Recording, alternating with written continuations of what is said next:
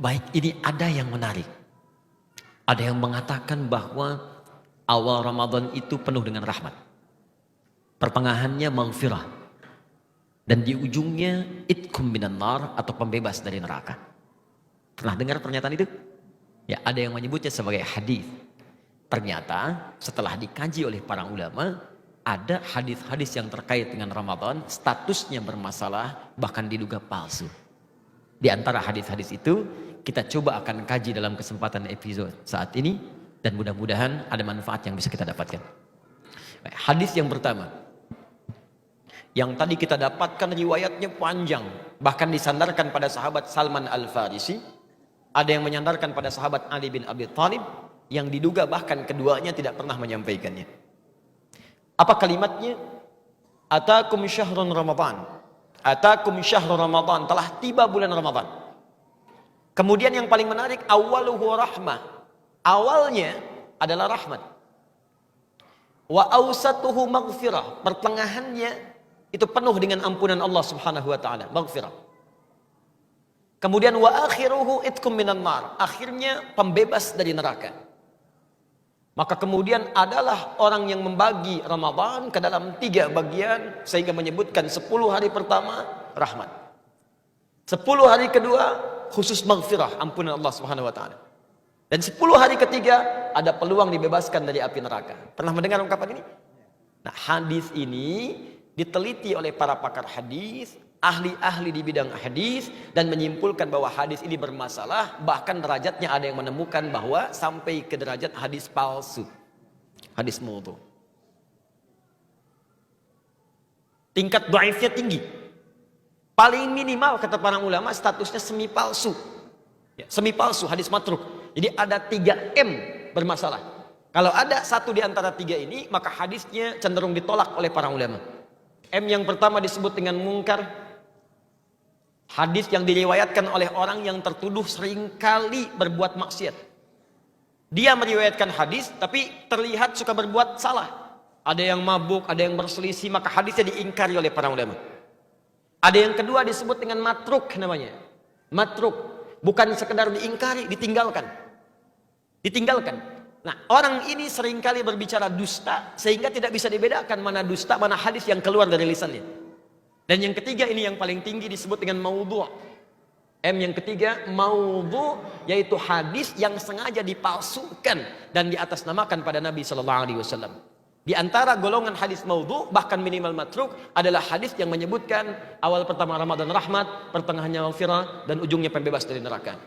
Apa indikasinya? Satu, ini bertentangan langsung dengan hadis-hadis Nabi yang lain, yaitu yang sahih. Hadis-hadis sahih mengatakan semua Ramadan siang dan malamnya, pertama sampai akhirnya, itu berisi rahmat dan ampunan Allah Subhanahu wa taala. Jadi Nabi sendiri nggak pernah memisah-misah awal, akhir, pertengahan, tidak.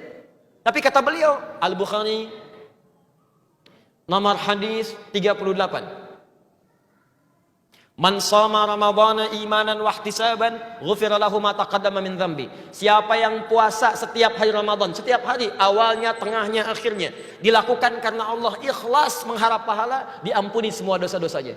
Jadi sejak awal Ramadan ampunan sudah ada. Nomor hadis 37 sebelumnya di Al-Bukhari, man qama ramadhana imanan wa ihtisaban ghufira lahu ma taqaddama min dzambi. Bukan cuma siangnya, malamnya bermohon kepada Allah ampunan, salat dengan baik, minta ampunan, ikhlas dikerjakan, diampuni semua dosanya. Ini menandakan hadis yang dimaksudkan bertentangan dengan hadis-hadis Nabi sallallahu alaihi wasallam. Jelas di sini? Nah, ada banyak hadis yang bermasalah lagi, tapi sebelum kita tampilkan, barangkali ada yang ingin bertanya atau berdiskusi, atau mungkin pernah mendapatkan hadis ingin Anda tanyakan dan kita bahas statusnya. Baik, siap insyaallah? Silakan. Yang mau saya tanyakan Ustaz, apa benar menjalankan ibadah umroh di bulan Ramadan pahalanya senilai haji Ustaz? Baik. Jazakumullah khair. Allah yubarik fik. Ya, kita lihat hadisnya. Ada seseorang, ini riwayatnya hampir di setiap kitab-kitab hadis yang mu'tamad, yang sahih, yang dipercaya. Ada seorang yang ditanya oleh Nabi, kenapa kamu tidak berhaji tahun ini? Kata orang ini, ya Rasulullah, saya nggak punya kemampuan berhaji. Sebab yang pertama, ada yang mengatakan, ada yang saya rawat di rumah, saya nggak bisa tinggalkan. Yang kedua, riwayat mengatakan, ya Rasulullah, saya punya kesibukan di bulan-bulan ini, nggak bisa saya tinggalkan. Kata Nabi, kalau tak mampu kamu berhaji di bulan-bulan haji, maka berangkatlah umrah di bulan Ramadan, karena pahalanya senilai dengan haji. Pahalanya senilai dengan haji. Bukan dia sudah haji. Awas, jangan salah menyimpulkan.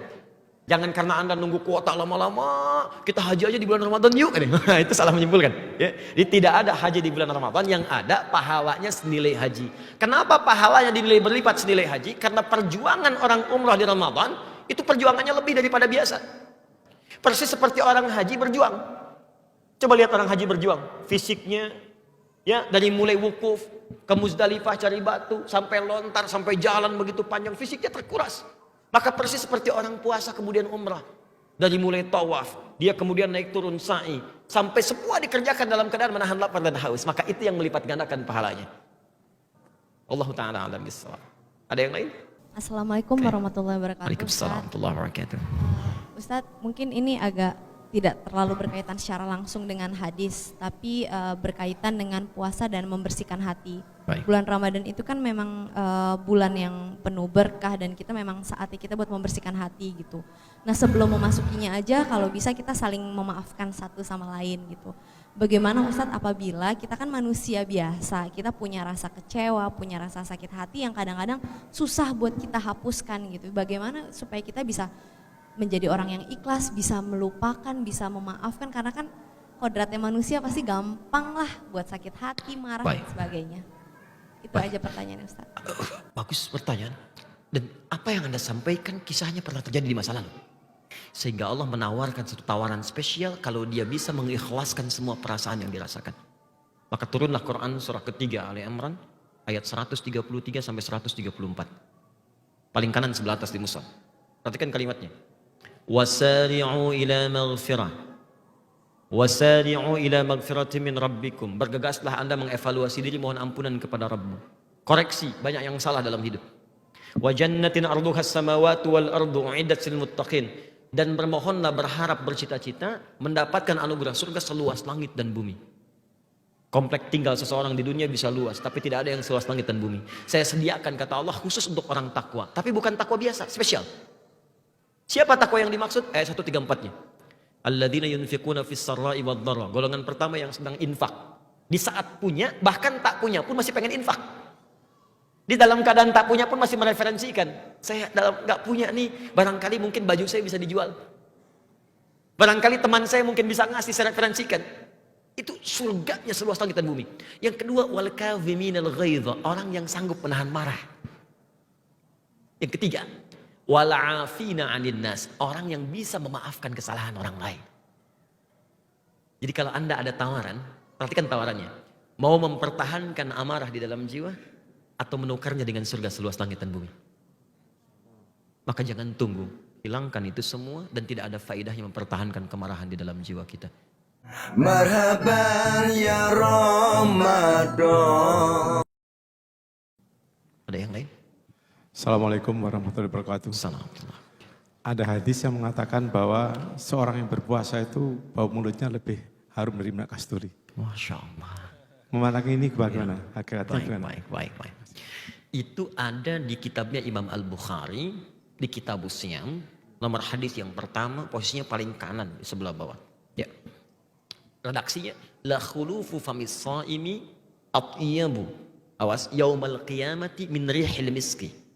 Sungguh bau mulut orang yang puasa itu nilainya lebih harum di sisi Allah pada hari kiamat dibandingkan dengan minyak kasturi. Kasturi itu kalau di Arab minyak yang paling wangi.